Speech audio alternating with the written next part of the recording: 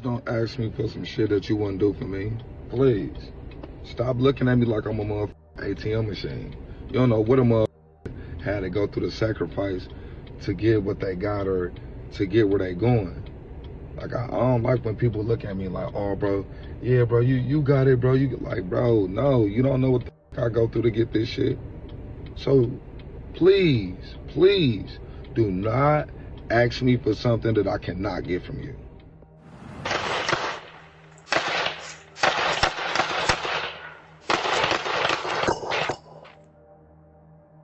This is 33-year-old Giovanni McVicker and 31-year-old Maya Tolbert, a couple whose lives were taken after a neighbor killed a pregnant woman and a father of 5 over a loud music dispute.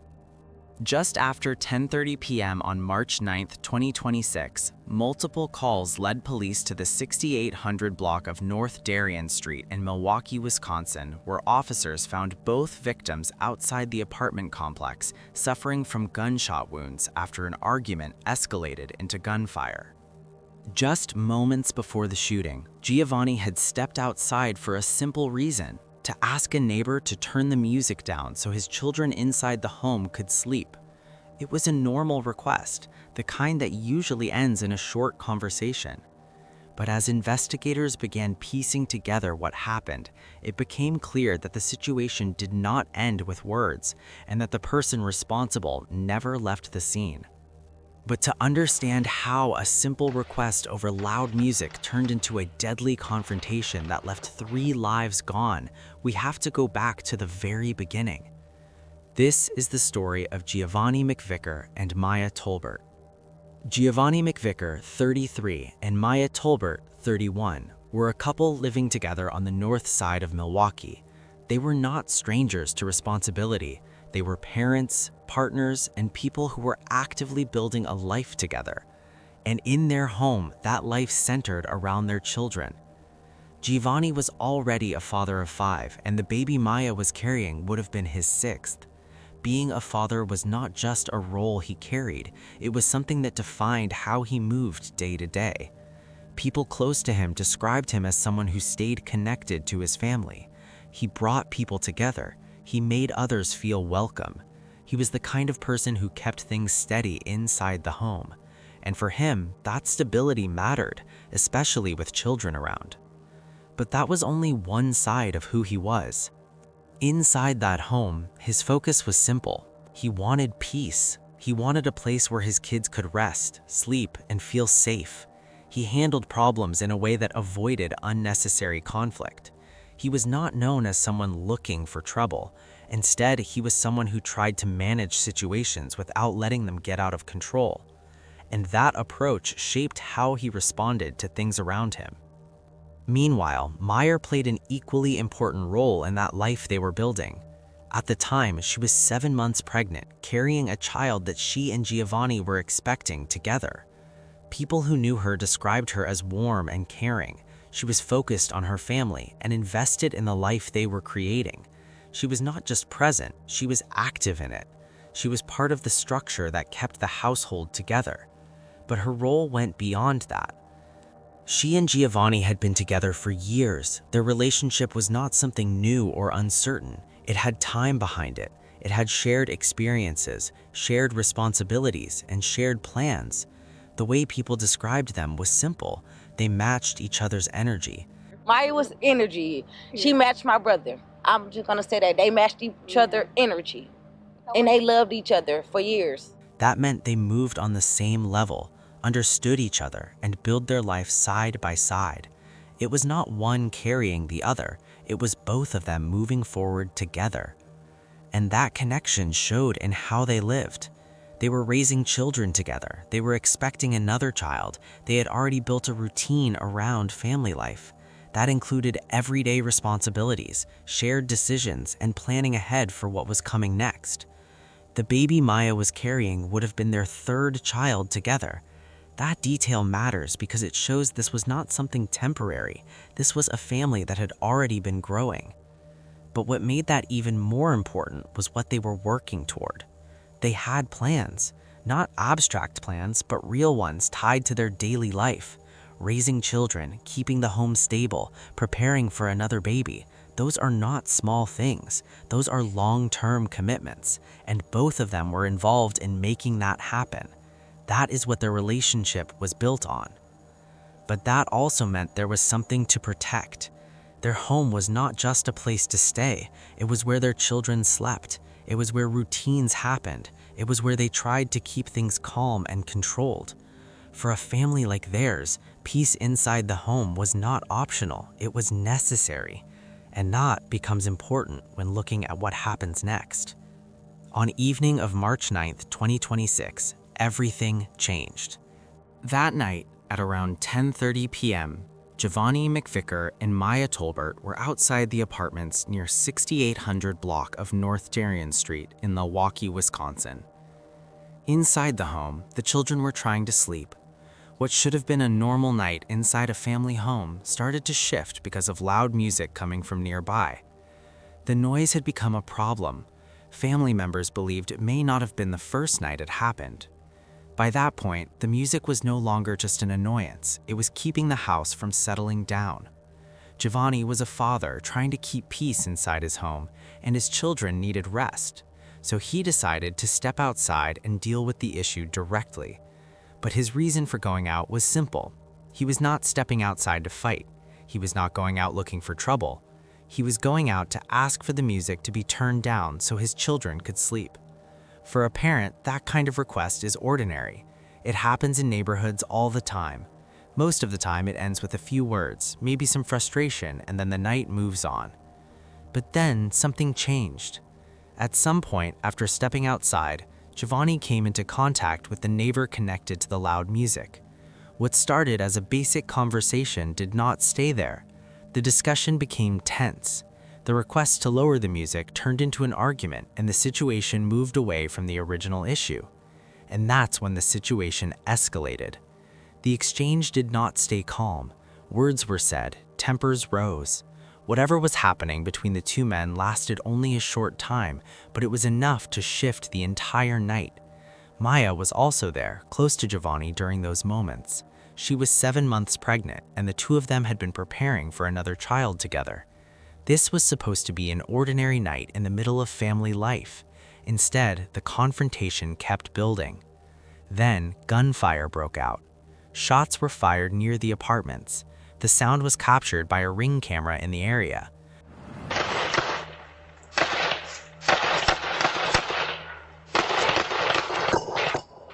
The recording picked up more than 10 gunshots, and then, seconds later, more gunfire followed.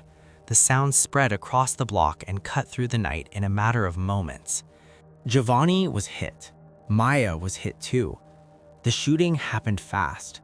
What had started as a conversation over music turned into gunfire before anyone nearby had time to fully understand what was happening. Both of them went down outside. Maya was carrying their unborn child, and with that shooting, 3 lives were caught in the same moment. But that was only the beginning. When the gunfire stopped, the damage was already done. The couple had been shot outside the apartments, and the silence after the shots was broken by the reality of what had just happened. A family night had turned into a killing scene in only a few minutes.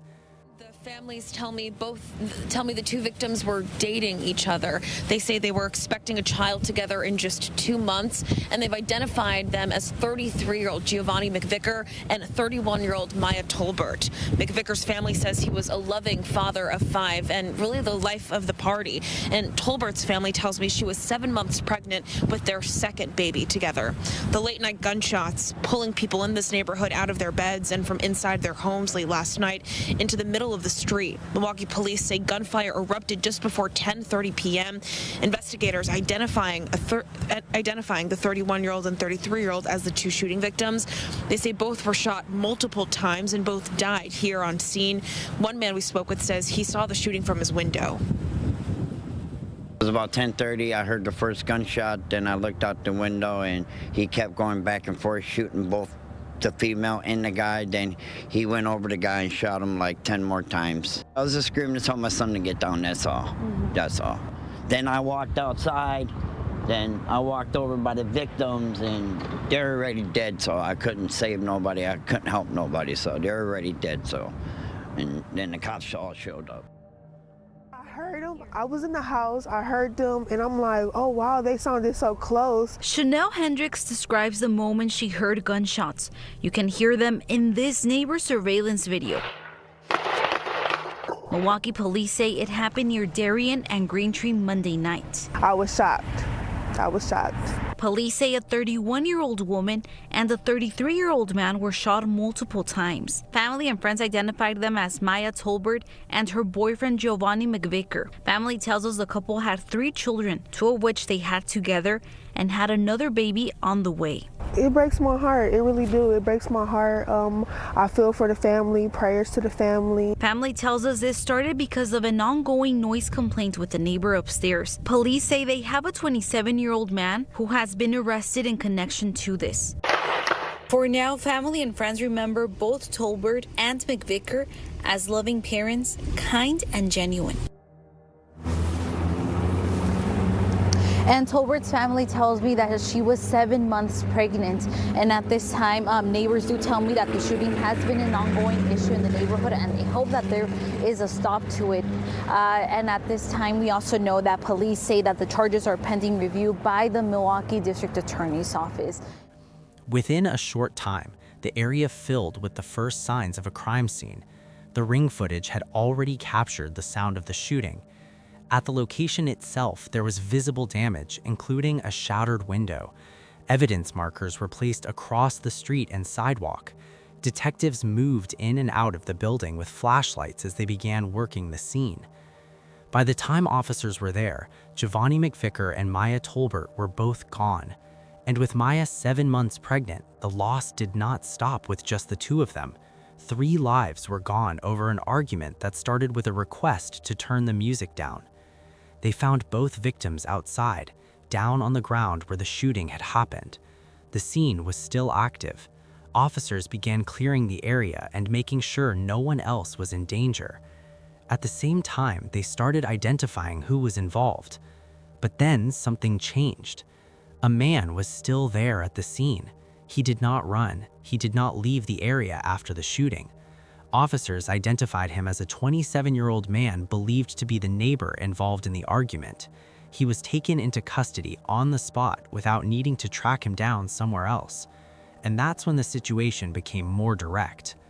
With the suspect already at the scene, officers moved quickly to detain him. He remained there as police worked through the immediate aftermath. There was no delay in locating a person connected to what had just happened. From the scene, he was placed into custody and held as the case moved forward. But within minutes, everything shifted. The focus moved from the scene itself to what would happen next in the legal process. Investigators began putting together the timeline based on what had just taken place. Statements were gathered from people nearby. The situation that started with an argument had now turned into a case being prepared for prosecution. As the case progressed, authorities moved to recommend charges against the 27-year-old man to the district attorney's office. However, at the time of reporting, he had not yet been formally charged. There was no final court decision, no sentencing, and no completed trial. The case was still in process, moving through the legal system step by step. Tyrese Allen appeared in court for the first time this week, since fatal shots were fired near Darien and Greentree in early March. The 27-year-old is accused of shooting and killing 33-year-old Giovanni McVicker and 31-year-old Maya Tolbert and her unborn child. Here we have just such a disturbing group of facts. In a criminal complaint, investigators say more than 41 9mm spent cases were recovered from the scene. Police say McVicker and Tolbert were found laying on the ground in the street unresponsive. One victim was shot 31 times. And the other victim, a pregnant female, 25 to 31 weeks pregnant, visibly pregnant, suffers a total of 8 gunshot wounds. According to the complaint, people told police the shooter ran towards a nearby apartment. When police approached the building, the man later identified as Allen was seen exiting. He appeared to surrender, and told police he was, quote, the one who shot them. And you look at the defendant's statement to police, and it's even more tragic. Witnesses told investigators it all started with an argument at an apartment building, which then moved outside where things got physical. Police says Allen indicated the dispute had been going on for a while before the shooting. Mr. Allen requests significantly lower bail. Allen didn't say a word in court. I do think the high cash that the state has recommended is warranted. And Allen is charged with 3 counts of first-degree intentional homicide. His bail is set at $500,000. Now, Allen's preliminary hearing is set for Monday. And that's where things stand now. The suspect remained in custody while the case continued to develop. The final outcome had not been decided, and the full legal process had not yet played out. There were still steps ahead before any final judgment would be made. But while the legal process moved forward, the impact on the family was immediate. Family members spoke about the moment they found out. One of them said, "I was just with him," describing how quickly everything changed in just a few hours. What started as a normal day turned into a call that he was gone. And that's when the weight of the situation became clear. They spoke about how 3 lives were lost in that moment, including the unborn child. They talked about what was taken from them and what could not be replaced. The family made it clear that they wanted justice for what happened. Our Brendan Jones talked with McVicker's family, who say this was a senseless act of violence.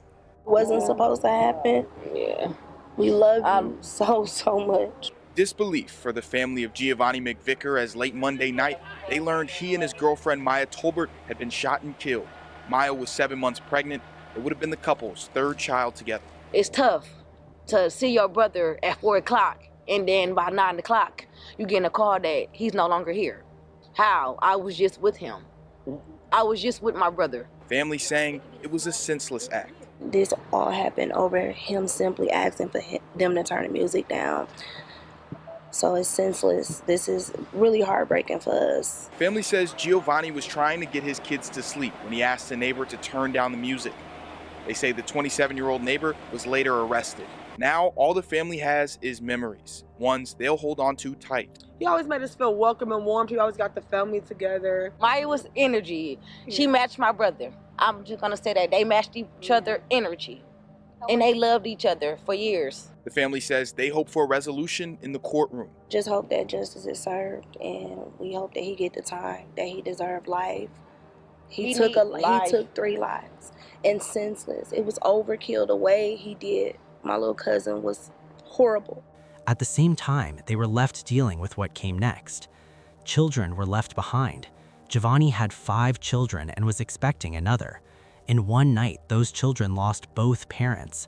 That reality became part of what the family had to face moving forward. But the reaction did not stop with the family. The community also responded to what happened. People focused on how the situation started. A simple request to lower music had turned into gunfire. That detail stayed at the center of how people understood the case. And that's when the larger issue came into focus. Situations like this happen often. Arguments between neighbors over noise, parking, or small problems. Most of the time, those situations end without anything serious happening. But in this case, it did not stop there. The area itself had already seen violence before, and this became another case added to that pattern.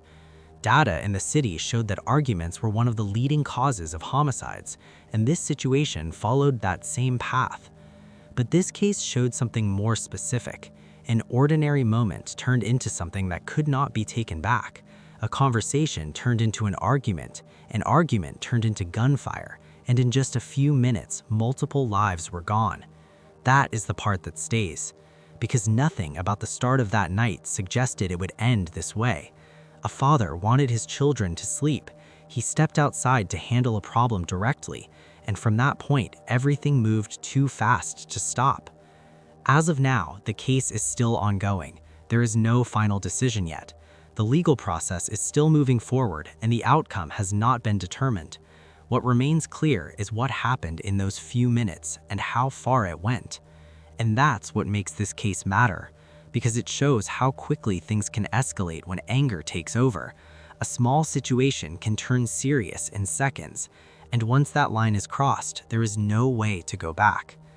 The focus now remains on the victims and the lives they were living before that night.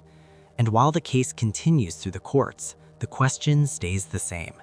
How does something so simple turn into something permanent? What do you think about it? Let us know what you think in the comments below.